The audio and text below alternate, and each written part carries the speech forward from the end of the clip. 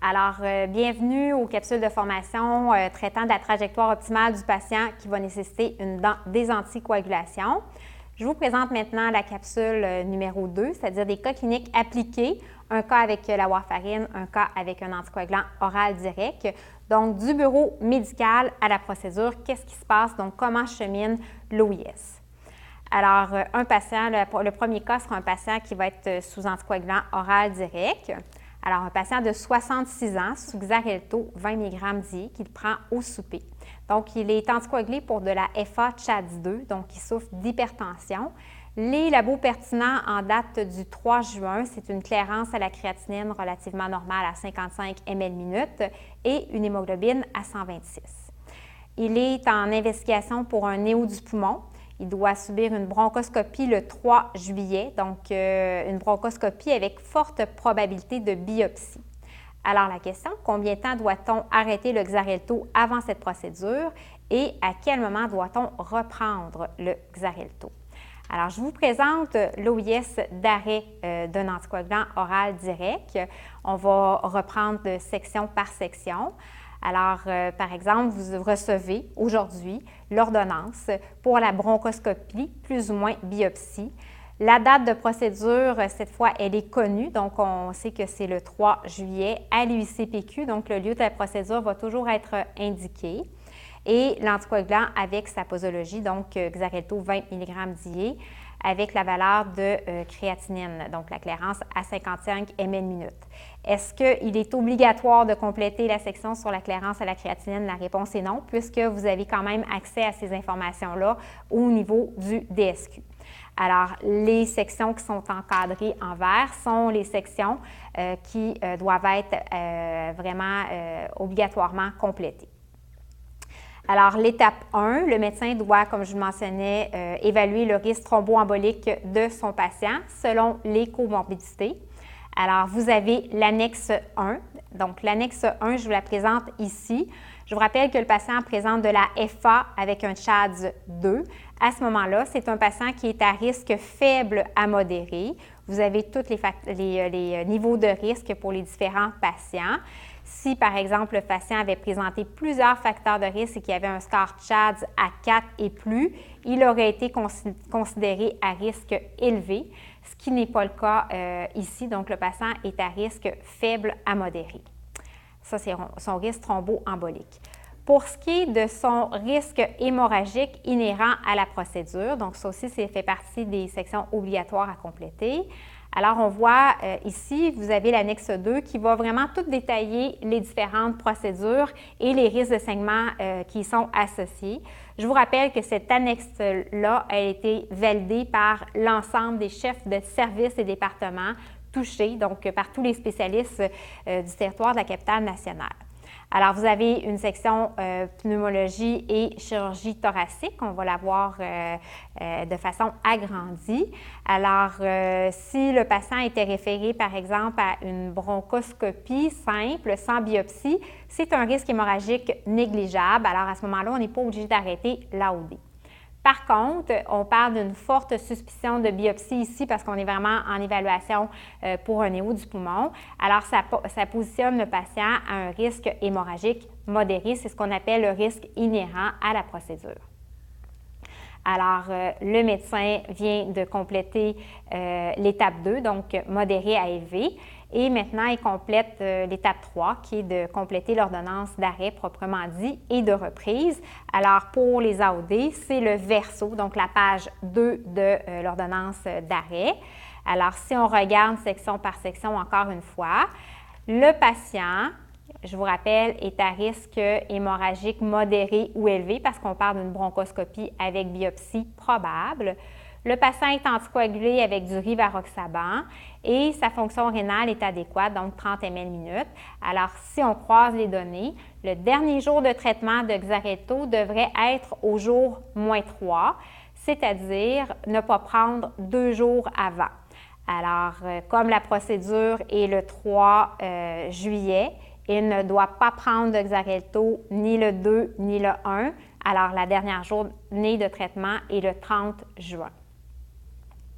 Maintenant, pour ce qui est de la reprise, encore une fois, comme il s'agit d'un risque hémorragique modéré ou élevé, normalement, on devrait débuter au jour +2. La procédure va avoir lieu le 3 juillet.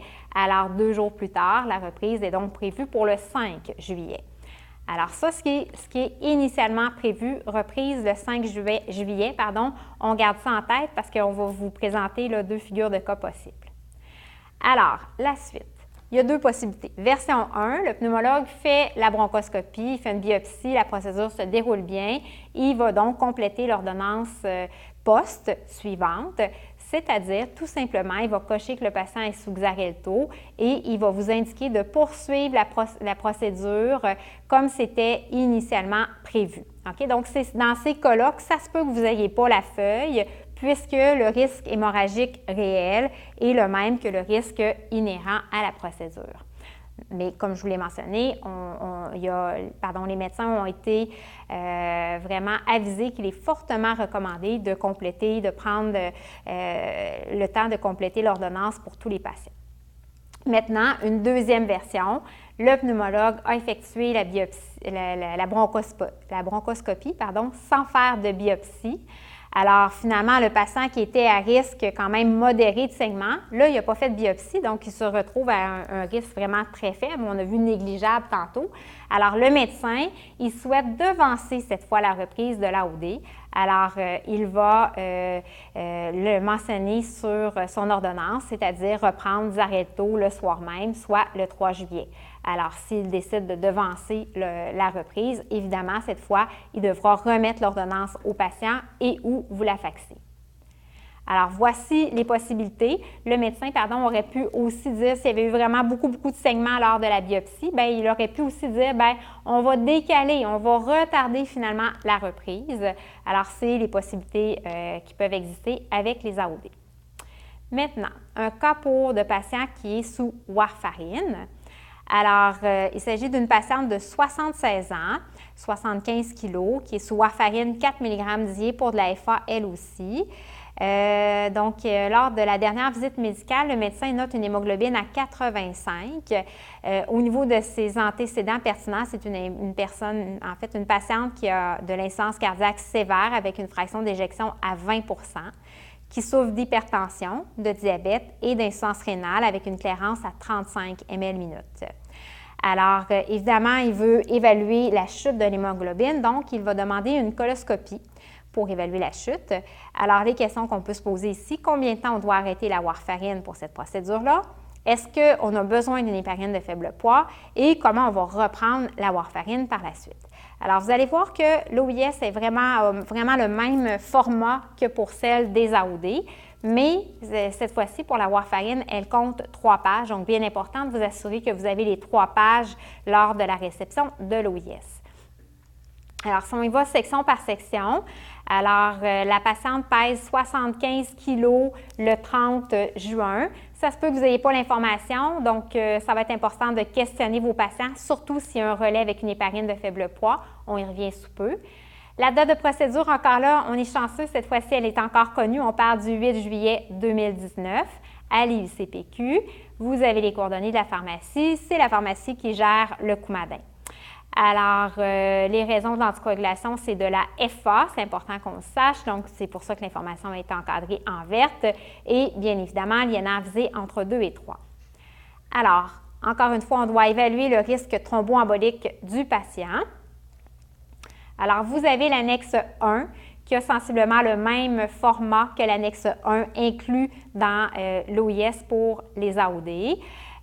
Par contre, évidemment, elle est adaptée en fonction des indications de la warfarine et des AOD. Alors, la FA, on a vu tantôt, on pouvait être soit à risque faible à modéré ou à risque élevé. Des fois, ce n'est pas toujours évident de statuer sur une FA de CHADS, c'est quoi le CHADS de mon patient. Donc, toujours dans l'annexe 1, on vous a mis également, ou on a mis pour le prescripteur l'échelle CHADS. Alors, notre patiente, elle a de l'insuffisance cardiaque, c'est 1 point. L'hypertension, c'est 1 point. Un âge supérieur à 75 ans, c'est 1 point aussi. Et un diabète, c'est 1 point. Donc, c'est un CHADS 4. Alors, si on revient à l'échelle de risque, En CHADS 4, on est à risque élevé et je vous rappelle que les patients à risque élevé doivent avoir un pont avec une héparine de faible poids moléculaire, donc on va voir comment on va le gérer. Alors, pour ce qui est du risque hémorragique, voyons voir maintenant la coloscopie, ça cote pour un risque de quel niveau. Alors, toujours l'annexe 2 qui évalue le risque hémorragique. On a une section gastro-entérologie et chirurgie générale. Les gastro-entérologues ont été vraiment très consultés pour la révision de l'annexe 2 et d'un commun accord, ils ont convenu que la coloscopie, plus ou moins biopsie, plus ou moins polypectomie, pour être certain qu'il n'y arrive pas de saignement, ils ont déterminé que la coloscopie devait se situer en risque hémorragique élevé. Alors, si on revient à notre cas, je vous disais donc le risque thromboembolique, il est élevé, donc on a besoin d'une héparine de faible poids. Le risque hémorragique, il est élevé aussi. Et pour ce qui est de l'ordonnance proprement dite, voici ce à quoi ça ressemble, mais on va le voir en détail. Alors, pour tous les usagers, la warfarine doit être arrêtée, donc la dernière dose doit être donnée au jour -6. Alors, considérant une coloscopie le 8 juillet, la dernière dose sera le 2 juillet. Ensuite, vous avez une section pour évaluer si on a besoin d'un INR au jour -1 et ou de l'utilisation de vitamine K. Alors, cette section-là, quand vous allez recevoir des demandes qui proviennent d'un GMF, vous allez voir, cette section-là, on l'a complètement enlevée. Donc, elle va être disponible uniquement pour les patients qui vont vous être référés d'un établissement, donc du CHU ou des CPQ. Donc, elle devra être complétée uniquement par un spécialiste qui va faire une procédure à très haut risque de saignement. Donc, normalement, la gestion d'un INR au jour -1, plus ou moins vitamine K, devrait arriver de façon très rarissime, devrait vraiment arriver pour des patients à risque très élevé de saignement, par exemple des neurochirurgies, ou pour des patients qui ont des INR visés, heureusement, il n'y en a plus beaucoup, mais des patients qui auraient des INR visés plutôt hauts, on vise toujours le haut de l'intervalle de 2,5 à 3,5, ou il y en a même qu'on vise entre 3 et 4. Donc, ceux-là, comme tous les patients vont avoir un arrêt au jour -6, bien, il pourrait peut-être être convenu de faire un INR au jour -1 et de débuter de la vitamine K si l'INR est supérieur ou égal à 1,5. Maintenant, tantôt, on a déterminé que le patient avait une FA de CHADS 4, donc c'était un risque thromboembolique élevé, qu'on avait besoin d'un pont avec une héparine de faible poids. Alors, je vous rappelle, le patient pèse 75 kg. Alors, l'ordonnance est faite avec du fragment, donc 200 unités par kilo. Ça nous mène à 15 000 unités une fois par jour. Vous allez me dire, c'est simple, c'est arrangé avec le gars des vues, 75 kg, 200 unités par kilo, ça fait 15 000, c'est facile. Qu'est-ce qu'il y en est pour les poids qui n'arrivent pas, là, qui ne sont pas justes?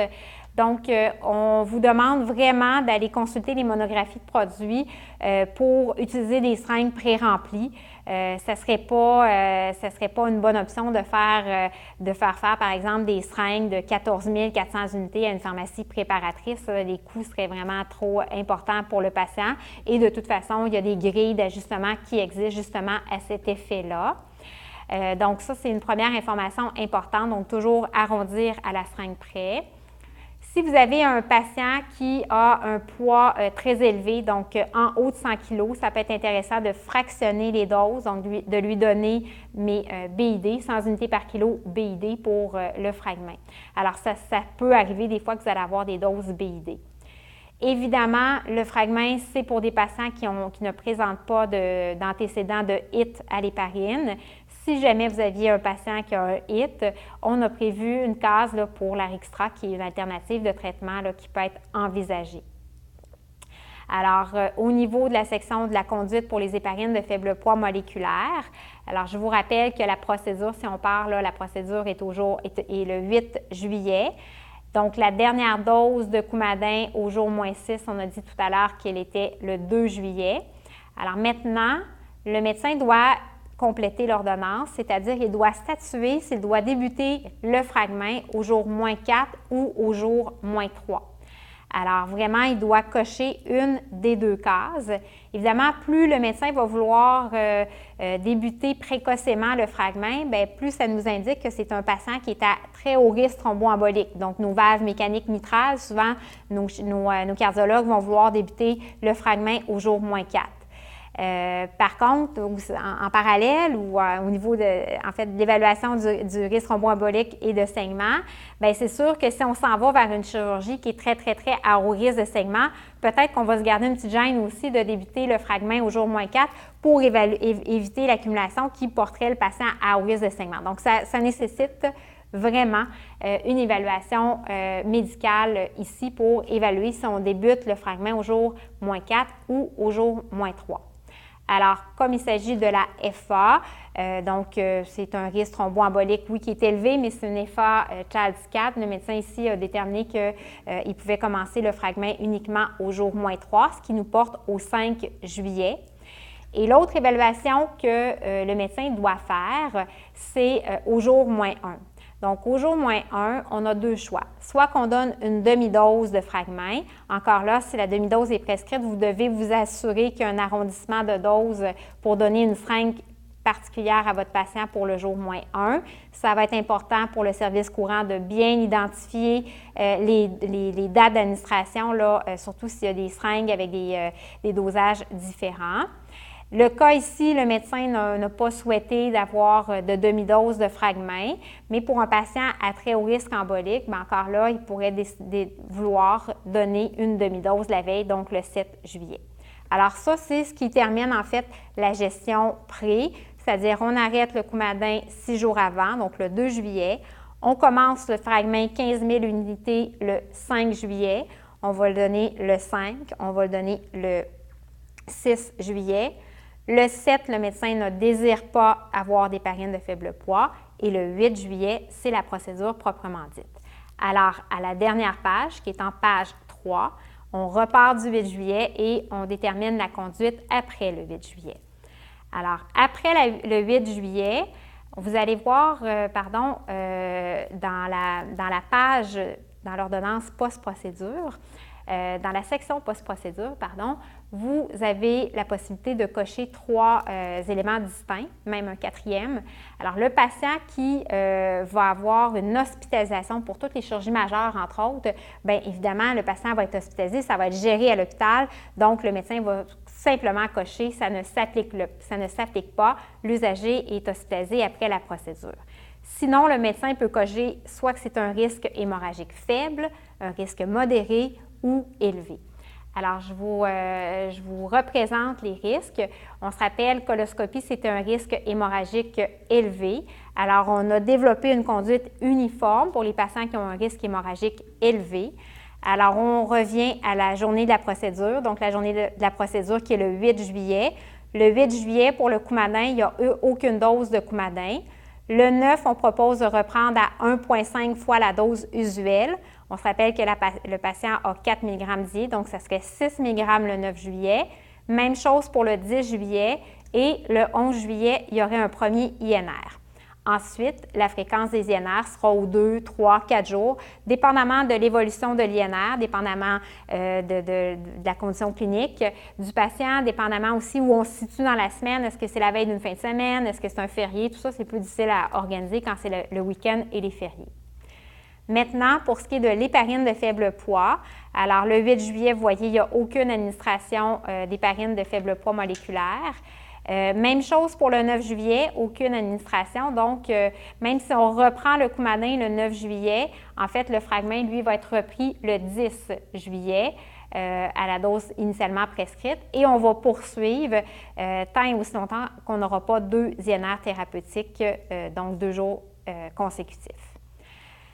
Alors, le patient va avoir sa coloscopie. Donc, la suite, première version, le gastro-entérologue va faire la coloscopie. Cette fois, il n'effectuera pas de biopsie ou d'exérèse de polype. Donc, il va compléter l'ordonnance, puis il va souhaiter devancer la reprise de la warfarine et de l'héparine de faible poids. Alors, dans le fond, ce qui va vous cocher, c'est de devancer le schéma posologique proposé par le médecin référent d'une journée. Alors, si on revient à notre ordonnance, on se rappelle que le Coumadin débutait le 9 juillet, donc on le devance d'une journée, ce sera le 8, et le Fragmin commençait le 10, alors on le devance d'une journée, ce sera le 9. Alors, c'est la conduite pour une version que tout va bien. Par contre, deuxième version, donc le gastro-entérologue va faire la coloscopie, il va enlever 3 polypes. C'est une procédure complexe à très haut risque de saignement, donc il va compléter l'ordonnance, mais évidemment, il va vouloir retarder la reprise et du Coumadin et du Fragmin. Alors, ce qu'il va nous dire, c'est de décaler le schéma de reprise, cette fois de 2 jours. Alors, le Coumadin ne sera pas repris le 8 juillet, mais bien le 10, et l'héparine de faible poids ne sera pas reprise le 10 juillet, mais bien le 11 juillet. Donc, ça va être à vous là, de décaler le schéma de reprise. Alors voilà, ça complète la deuxième partie. Je vous invite à visionner la troisième capsule et la première si vous ne l'avez pas déjà visionnée. Merci.